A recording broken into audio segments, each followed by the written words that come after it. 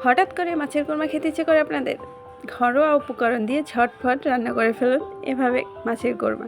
আসসালামু আলাইকুম এভরিওয়ান, কেমন আছেন সবাই? আশা করি সবাই ভালো আছেন। তো ঝটফট ঘরোয়া উপকরণ দিয়ে মাছের কোরমা রান্নার রেসিপিটি শেয়ার করলাম আপনাদের সাথে। তো আপনারা আমার ভিডিওটি আর কি না টেনে পুরো ভিডিওটি দেখবেন। তো এখানে আমি মাছের কোরমা রান্নার জন্য 5 পিস মাছ নিয়েছি, মাছটা ধুয়ে রেখেছি। আর আমি এই জায়গা রুই মাছ নিয়েছি, আর অন্যদিকে একটা বাটিতে বাদাম বাটা আর পেঁয়াজ বাটা নিয়েছি। আর এই যে আমি একটু দুধ নিয়ে নিলাম, দুধ আর পেঁয়াজ বাটা বাদাম বাটা, আর নিলাম এক টুকরো আর কি লেবু, ওই 1 চামচের মতো দিয়ে আর কি একটু ভালো করে মিশিয়ে রেখে দিব যতক্ষণে আর কি আমি মাছটা ভেজে নেব একটু, ততক্ষণ আর কি এভাবে মিশানো থাকবে সব কিছু আর কি, বাদাম বাটা পেঁয়াজ বাটা আর দুধ।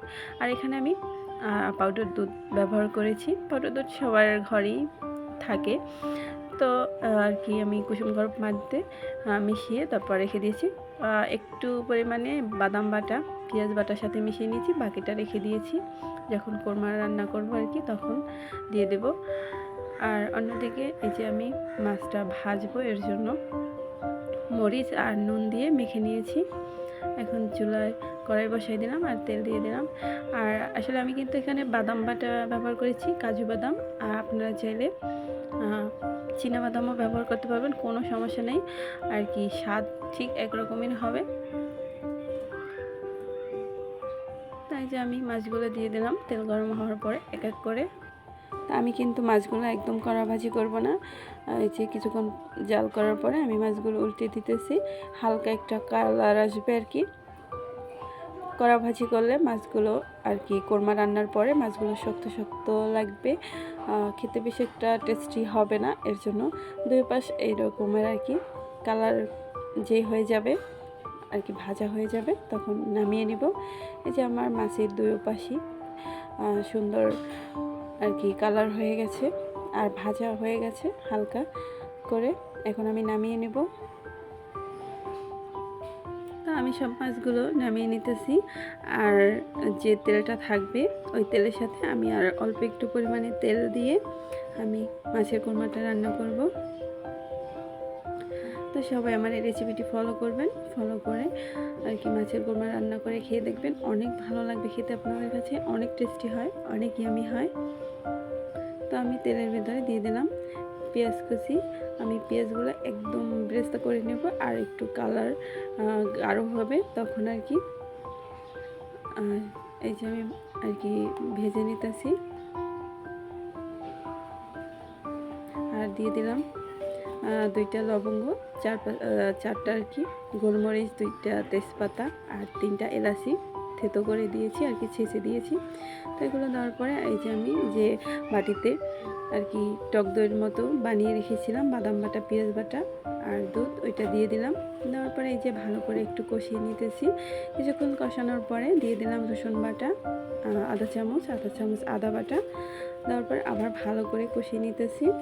কিছুক্ষণ কষানোর পরে আর কি আমি এর ভিতরে দিয়ে দেবো জিরার গুঁড়া, ধনিয়ার গুঁড়া আর মরিচের গুঁড়া আর কি। তো এই যে আমি কষিয়ে নিতেছি। যখন দেখবেন আর কি যে উপরে তেল ভাসতেছে তখন মনে করবেন কষানো হয়ে যাচ্ছে আর কি প্রায়। তো এই যে দেখেন তেল ভাসতেছে, এখন আমি দিয়ে দিলাম আধা চামচ ধনিয়ার গুঁড়া, আধা চামচ জিরার গুঁড়া, আর দিয়ে দিলাম 1 চামচ পরিমাণে মরিচের গুঁড়া, পরিমাণ মতো নুন। দেওয়ার পরে এই যে ভালো করে কষিয়ে নিতেছি।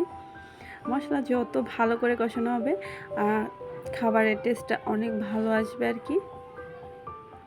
মাছের কোরমার টেস্ট মানে আমরা সবাই জানি যে আর কি মশলা যত ভালো করে কষানো হয় ততই ভালো লাগে খেতে।